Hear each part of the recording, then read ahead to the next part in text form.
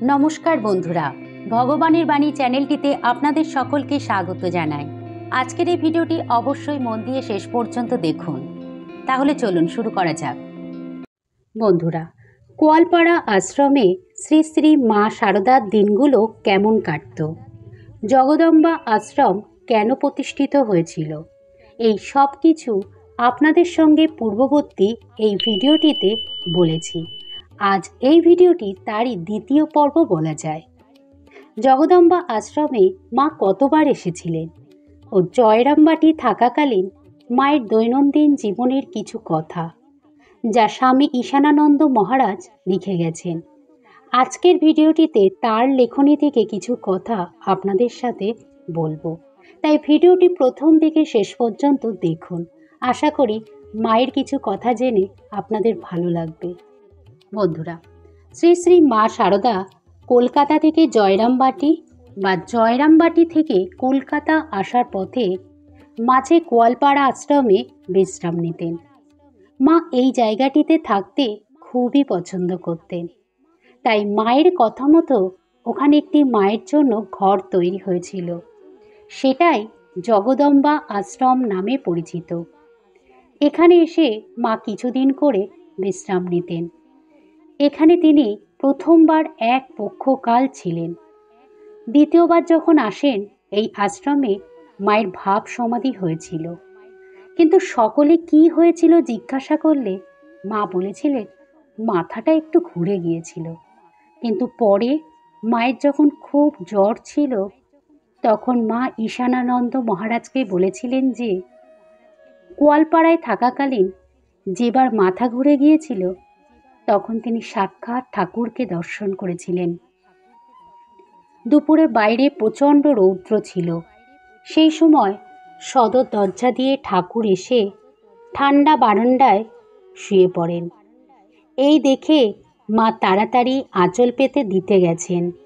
এমন সময় মায়ের ভাব সমাধি হয়ে গিয়েছিল। এই ঘটনার কিছুদিন পর দেখা যায় মা প্রায়ই অসুস্থ হতে থাকেন। মা তো ঠাকুরকে একটু ডাকলেই দর্শন পেতেন। যে কোনো সমস্যা তিনি ঠাকুরকে জানাতেন। তাই মায়ের অসুখের সময় ভক্তরা মাকে বলে, মা, আপনার শরীর খারাপের কথা ঠাকুরকে একটু জানান, তাহলে সব ঠিক হয়ে যাবে। তোমাদের দিকে চেয়ে শরীরটার জন্যে ঠাকুরকে কি মাঝে মাঝে না জানাচ্ছি? কিন্তু শরীরটার জন্যে যখন তাকে স্মরণ করি, কিছুতেই তার দর্শন পাচ্ছি না। আমার মনে হচ্ছে তার ইচ্ছা নয় যে শরীরটা থাকে, শরৎ রইল। মা তাকে এইরূপ বলেন। কারণ এর আগে মায়ের যখনই জ্বর হতো, বেহুশ হয়ে বিছানায় পড়ে থাকতেন, তখন ঠাকুরকে ডাকলে ঠাকুর এসে দর্শন দিতেন। কিন্তু আজকাল আর তিনি দর্শন দিচ্ছেন না। মায়ের এই অসুস্থতার পর একটু সুস্থ হলে মা আবার গোয়ালপাড়া আসেন। সেখানে এসে তিনি আবার জ্বরে পড়ে যান। এই অসুখের সময় মা পূজনীয় শরৎ মহারাজকে খুব খুঁজতেন। এই কথা শুনে শরৎ মহারাজ সেখানে আসেন ডাক্তার কাঞ্জিলালকে সঙ্গে নিয়ে। সেবার ঔষধ ও পথ্যে মা ভালো হয়ে ওঠেন। এরপর তিনি জয়রামবাটি যান। সেখানে গেলে গ্রামের অনেক স্ত্রী পুরুষ ভক্ত মাকে দেখতে আসেন। মা শুধু বলেন মা সিংহবাহিনীর কৃপায় তিনি ভালো হয়ে গেছেন। এরপর মা আবার কলকাতায় রওনা হয়েছিলেন। উদ্বোধনের বাড়িতে মা আছেন এমন সময় রাধু খুব অসুস্থ হয়ে যায়। কলকাতার কোনো আওয়াজ তার সহ্য হয় না, তাই মা তাকে নিয়ে কোয়ালপাড়া আসতে চান। মা, রাধু, স্বামী ঈশানানন্দ মহারাজ ও অন্যান্য সকলে মিলে 6খানি গরুর গাড়ি করে তারা কোয়ালপাড়ার উদ্দেশ্যে যাত্রা শুরু করেন। এবার কোয়ালপাড়া আশ্রমে মা রাধুকে নিয়ে দীর্ঘ 6 মাস থাকেন। জগদম্বা আশ্রম থেকে একটু দূরে অপর একটি নির্জন বাড়িতে রাধুর থাকার ব্যবস্থা করা হয়। এখানে থেকে রাধু একটু সুস্থ হলে তারপর মা রাধু, নলিনী এদের সকলকে নিয়ে জয়রামবাটি যান।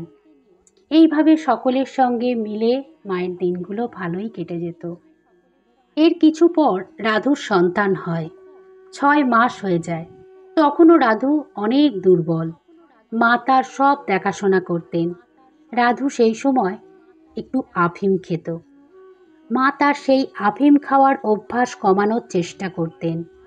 একদিন মা রাধুকে আফিম দিতে না চাইলে রাধু রেগে গিয়ে মাকে একটা বড় বেগুন ছুঁড়ে মারে। সেটি মায়ের পিঠে গিয়ে পড়ে। মায়ের পিঠটা ফুলে যায়। মা তখন ঠাকুরের দিকে চেয়ে জোর হাত করে বলেন, ঠাকুর, ওর অপরাধ নিও না, ও অবোধ।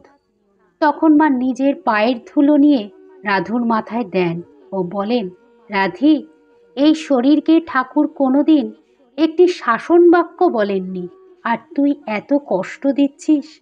তুই কি বুঝবি আমার স্থান কোথায়?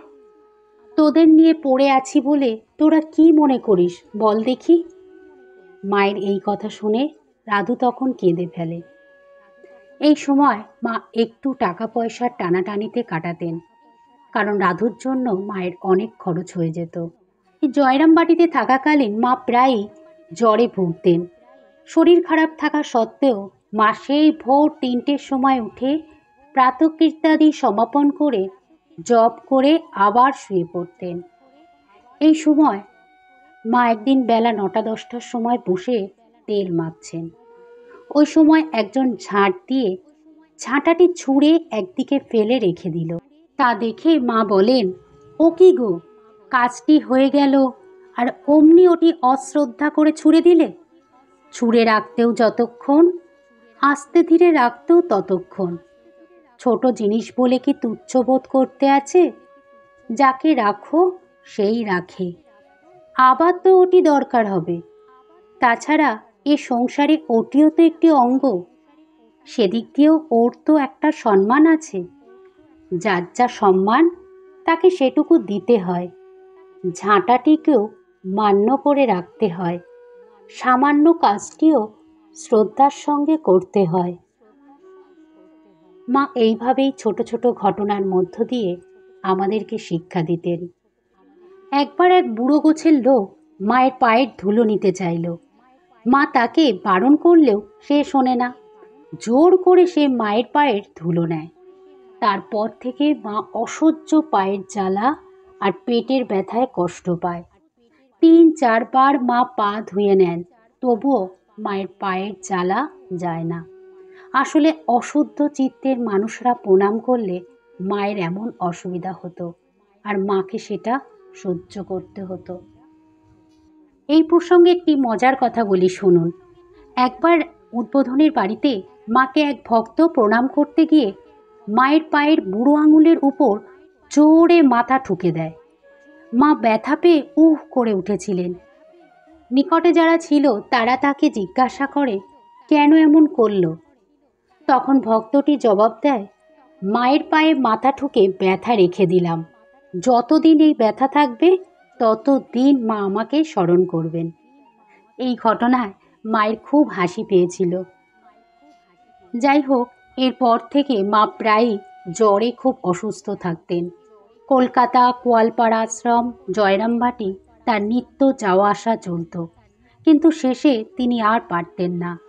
যে মা রাধুগত প্রাণ ছিলেন, তাকে ছাড়া এক মুহূর্তও থাকতে পারতেন না, তাকেও মা আর সহ্য করতে পারতেন না।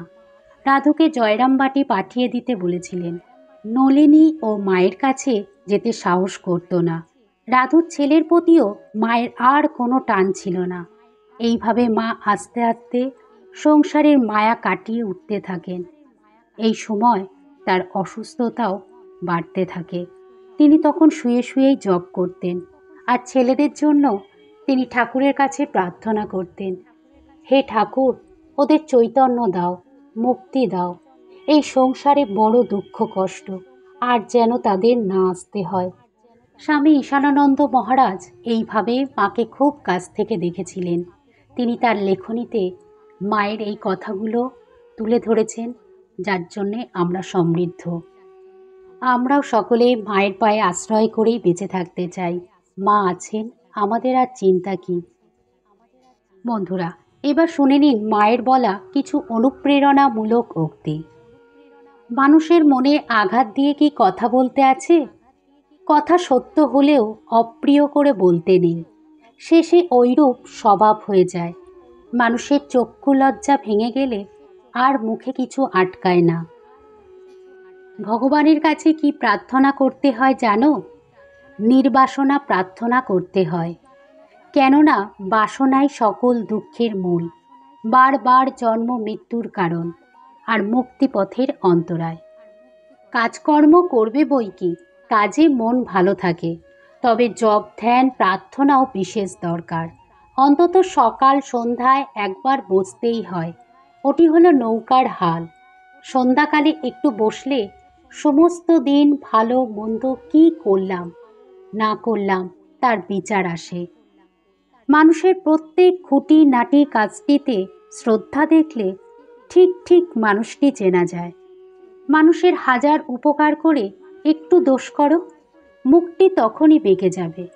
লোক কেবল দোষটি দেখে, গুণটি দেখা যায়। বন্ধুরা, আজকের ভিডিওটি এই পর্যন্তই।